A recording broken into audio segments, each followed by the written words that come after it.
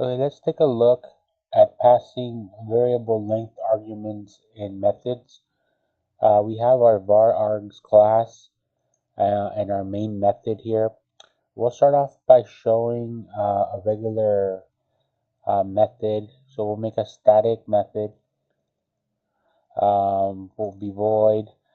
Let's just have it print our arguments here. We're going to pass in an array of integers, okay, and then we'll just say numbers here, okay, and then we'll have it print out. All right, so we'll have numbers. Let's start with the string here. The length of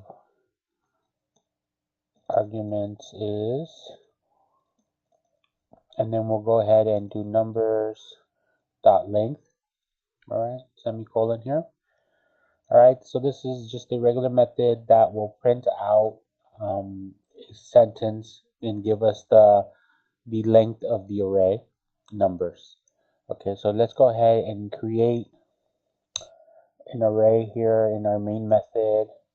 Let's just call it R. Then let's go ahead and let's add 3 numbers. And let's go ahead and call this method. So print, and then we're going to pass in arg here. All right, let's run that, see what that gives us. Okay, here we see the length of arguments is 3. There are 3 elements in the numbers array when it's passed in here. So we can see that that's working. Now we're going to modify this a little bit to take in variable length arguments. Let's go ahead and start that process. So basically what we need to do here is just remove the array type here, and we're going to do 3 dots. Okay, so that changes the argument that's being received. Now this makes it variable, so we can enter different number of arguments. So let's go ahead and see. Let's go ahead and see what happens when we don't pass anything in. Let's go ahead and run that.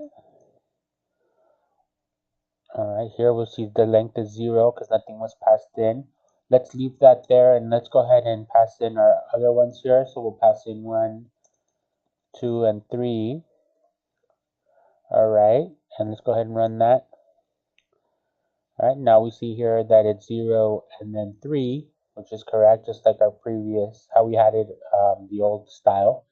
Now, let's go ahead and do one more. Let's pass in a bunch of numbers here. Okay. Alright. And here we go. Alright, so now we have 0, 3, and 8. So we see that we can pass in as many arguments as we want of the integer type to do that. Now, one important thing to remember when using the variable length argument methods is that let's create one here. We'll call it void test. Okay. You can only pass in one argument that's variable, and it has to be the last one. So, for example, let's say we pass in a string str, and then we have some number here, n. Okay, then our last parameter has to be the variable argument here. So, for example, all right, so it has to be this way. Okay,